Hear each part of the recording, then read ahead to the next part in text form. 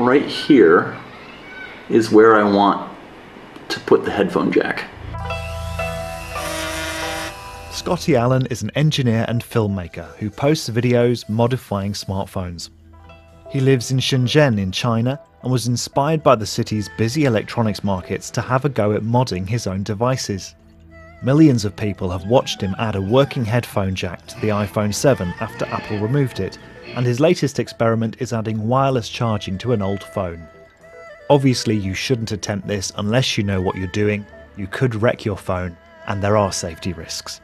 I sat down for a video call with Scotty to talk about what phone modders in Shenzhen call DIY.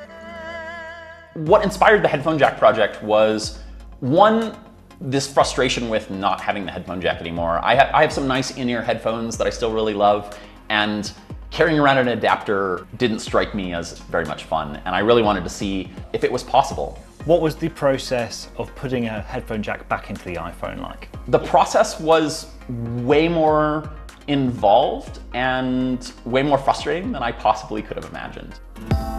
When I started taking the phone apart and looking at what was in that space where the headphone jack was, I thought what I was gonna say is, there is no space. See here, see, this is the thing that they put in that space where the headphone jack would be. Except that when I did that, it was sort of a relatively useless piece of plastic. And it made me realize, wait a minute, I think there actually is enough space to put a headphone jack here. In the end, I couldn't find a reason why it wasn't possible, and so I ended up succeeding. And then I got a message from a Chinese fan who said, I've built a wireless charging add-on for the iPhone, do you want to come see it? That really was our kind of collective process of debugging that and making it possible for other people to do that.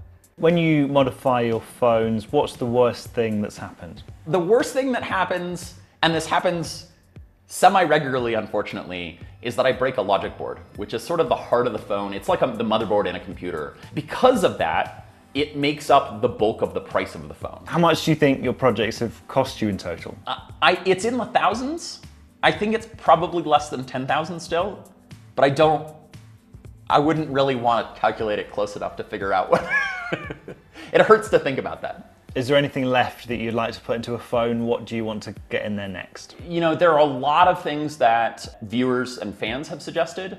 Can you add more storage? Can you add more memory?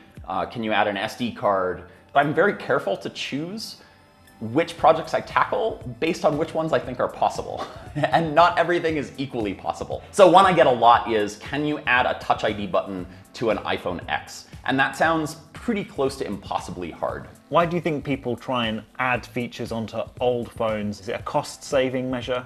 The real answer is because it's fun, because I'm curious, because it's a great way to learn about sort of the cutting edge devices. I really enjoy sort of telling the stories of being an engineer trying to figure this stuff out. The goal is not to have that like end working perfect phone at the end. It's the journey.